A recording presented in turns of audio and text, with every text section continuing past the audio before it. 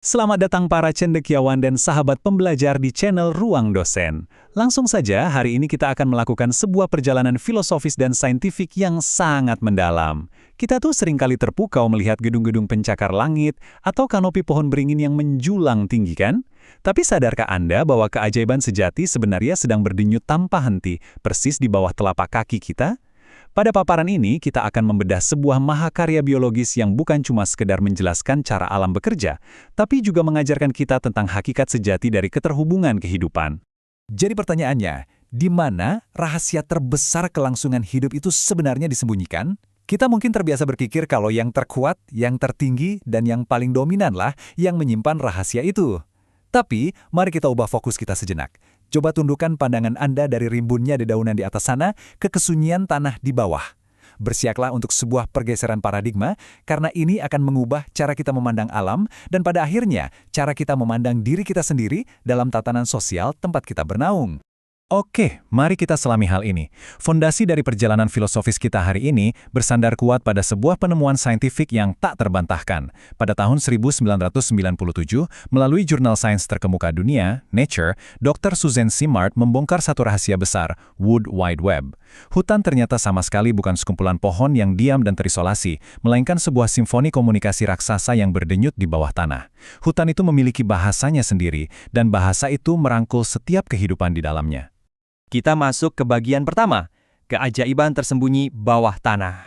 Nah, fenomena luar biasa ini disebut sebagai jaringan mikoriza. Dan jangan salah paham ya, ini bukan sekedar jamur biasa yang menempel di akar pohon.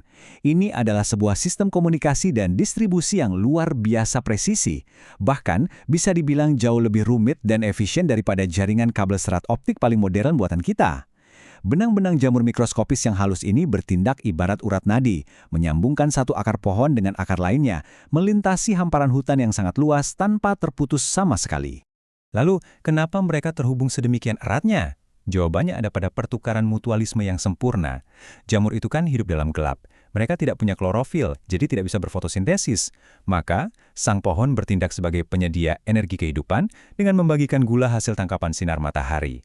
Dan sebagai imbalan yang sungguh penuh ulas asih, jamur melebarkan jaringannya menembus celah tanah terkecil untuk mencarikan air serta mineral vital seperti fosfor dan nitrogen yang tidak bisa dijangkau akar pohon.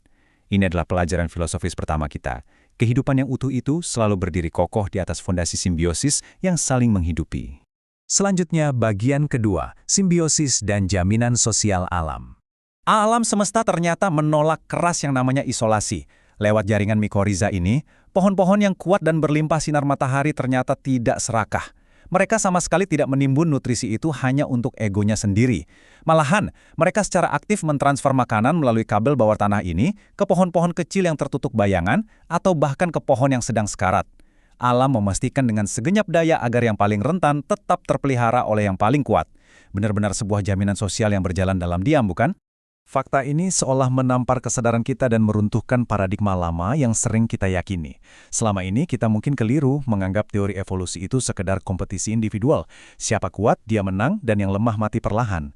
Padahal, hukum alam sejati beroperasi pada prinsip yang sepenuhnya berlawanan, kolaborasi ekosistem. Sebagai cendekiawan, sudah saatnya kita bercermin dari alam.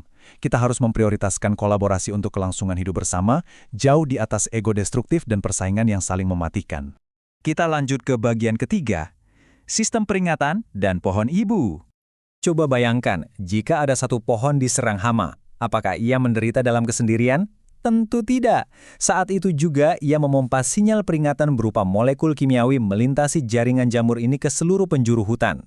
Dan pohon tetangganya tidak menutup mata. Mereka langsung merespons. Mereka secara proaktif meningkatkan sistem kekebalan tubuh dan mulai memproduksi zat pengusir hama, jauh sebelum ancaman itu benar-benar tiba.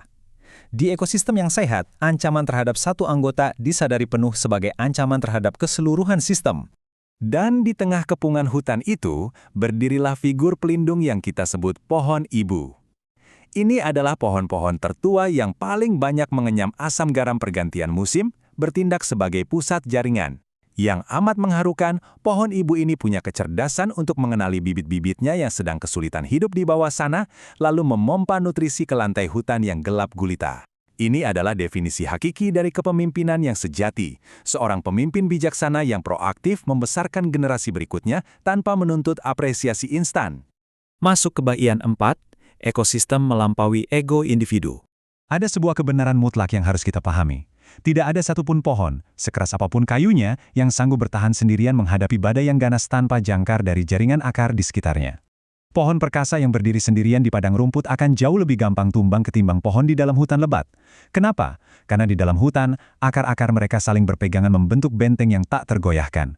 Hakikat ketahanan kita tidak lahir dari seberapa hebat kita sendirian, tapi dari seberapa kuat keterhubungan kita dengan sistem pendukung di sekeliling kita. Bagian kelima, kekuatan berbagi dan empati. Jadi, poin krusialnya jika kita terapkan di kehidupan kita adalah ini. Sama seperti pohon ibu yang tak lelah berbagi, seorang senior, pendidik, atau pemimpin tidak akan pernah menimbun ilmunya.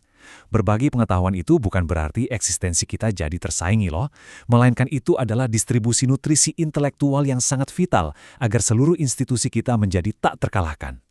Kalau jalur komunikasi transparan dibangun, kita bisa mendeteksi kesulitan kolega kita lebih awal dan meresponsnya dengan empati. Hasilnya, tidak ada pilar yang dibiarkan rapuh yang bisa meruntuhkan institusi kita dari dalam. Dan kita sampai di bagian ke-6, kedermawanan senyap penguat kehidupan. Sistem pendukung kehidupan yang paling krusial di bumi ini ternyata bekerja di tempat yang gelap, di bawah tanah, tanpa pernah sekalipun disaksikan manusia, tanpa menagih penghargaan, dan pastinya tanpa sorak-sorai tepuk tangan meriah. Ini adalah perwujudan tertinggi dari kata yang sangat agung, keikhlasan. Membangun sebuah institusi peradaban seringkali butuh dedikasi senyap semacam ini. Kebaikan yang tidak tampak di permukaan mungkin tidak memberi panggung kemegahan instan, tapi kebaikan sunyi itulah yang sesungguhnya menjamin ekosistem sosial kita terus tegar melewati segala musim kehidupan. Sebagai penutup, saya ingin menitipkan sebuah pertanyaan provokatif yang semoga terus mengendap di benak Anda. Seberapa kuat jaringan sosial Mycorrhiza yang sudah Anda bangun dengan orang-orang di sekitar Anda saat ini? Kemandirian memang sangat luar biasa, tapi ingatlah, pada akhirnya, keterhubungan yang dilandasi empati dan keikhlasan berbagilah yang akan sungguh-sungguh memeluk kita, membawa kita tegak melewati musim-musim paling keras dalam roda kehidupan. Sahabat pembelajar, terima kasih sudah meluangkan waktu sejenak untuk menyelami samudra ilmu bersama saya pada paparan ini. Bila Anda merasa terketuk dan senang dengan kajian filosofis seperti ini, mari kita terus rawat keterhubungan intelektual kita. Silakan subscribe channel Ruang Dosen ini, aktifkan loncengnya agar Anda tidak tertinggal dan selalu dapat notifikasi video terbaru kami. Pastikan juga klik like dan share paparan ini jika dirasa bermanfaat, agar kita bisa menyebarkan ilmu dan hikmah ini ke lebih banyak jiwa. Mari bertumbuh menjadi pohon ibu yang selalu mendebar kebaikan dalam senyap. Sampai jumpa di pembelajaran kehidupan selanjutnya.